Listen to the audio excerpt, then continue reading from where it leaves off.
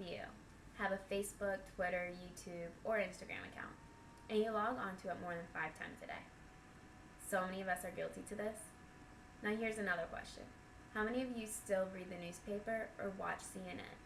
Or instead, you revert to these social networks to get your latest buzz on the news? As we can all see, social networks has evolved into a mainstream for our society. It's a great way for us to connect with distant family and friends. It's also a good way for businesses to sell a product. Some even use social networks for blogging purposes. For various reasons, social networking is relevant to just about anyone.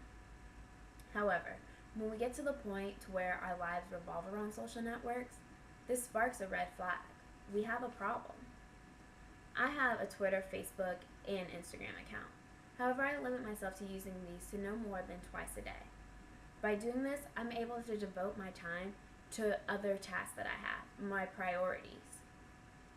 Also, since I've done this, I've seen an incredible increase in the amount of my ability to retain information that I'm taught. This is because I'm able to pay attention more to the tasks being taught at hand. One can see that social networks does have an impact on our lifestyle. That's why today I'm going to talk about how they impact our lifestyles negatively. First, I'm going to show you all how they impact our lifestyle.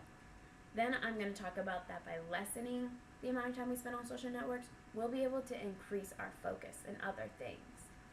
And lastly, I'm going to discuss that decreasing the amount of time we spend on social networks will allow us to live a better and more successful lifestyle.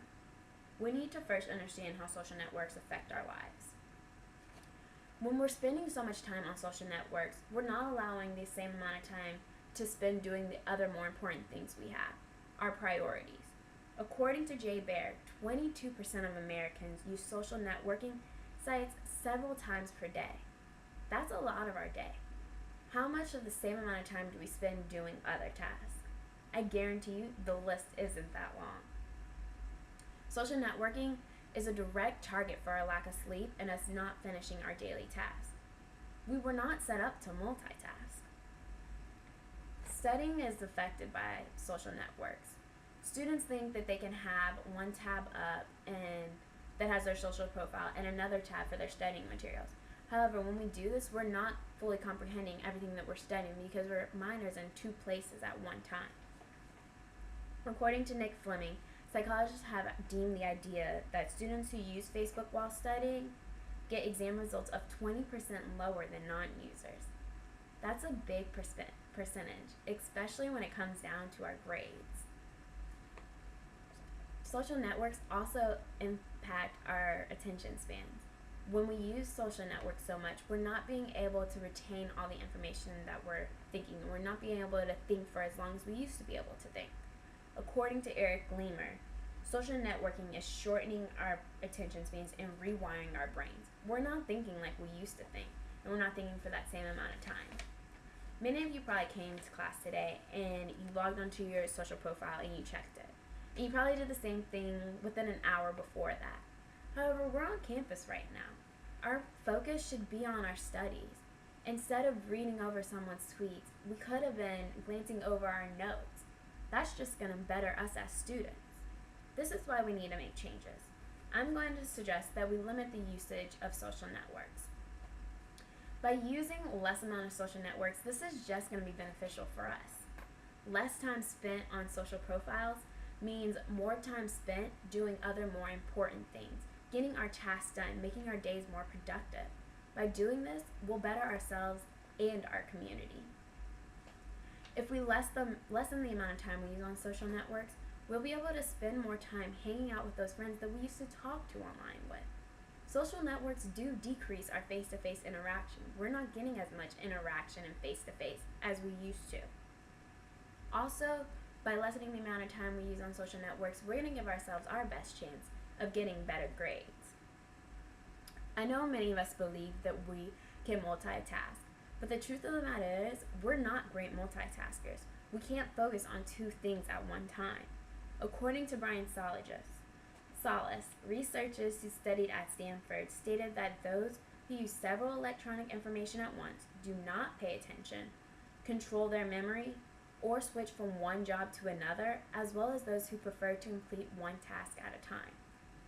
Yes, there are many pros to using social networks. You're able to sell a brand, and it's also a great way for us to distribute our ideas and share our thoughts with the community. However, when we use them excessively like we do, this isn't benefiting any of us. By not limiting the amount of time we spend on social networks, we increase the chances of impacting our lives negatively. We really should think about decreasing the amount of time that we spend on social networks. If we don't decrease the time that we spend on social networks, we're going to fall victim to lower attention spans. We're not going to be able to sit and think for the amount of time that we used to be able to. According to Forbes magazine, social media has found a way to dumb down our collective ability to focus on things that are really important.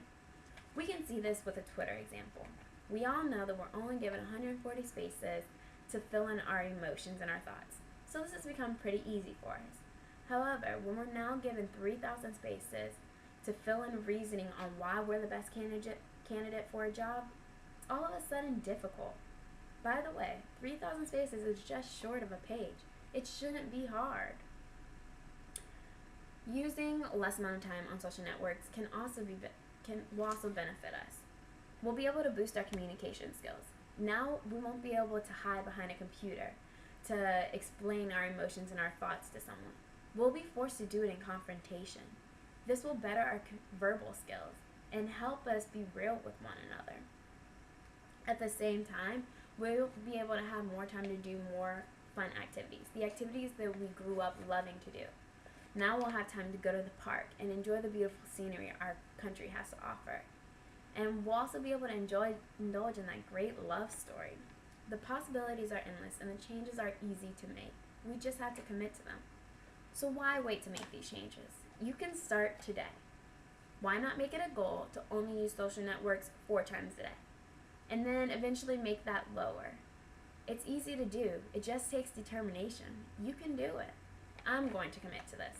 I'm only going to use social networks no more than twice a day. By doing this, my days will be more productive and I'll be able to get more done. As one can see, social networks does affect our generation. Just imagine what the generation to come will be like. We have a chance to fix this. So let's act now.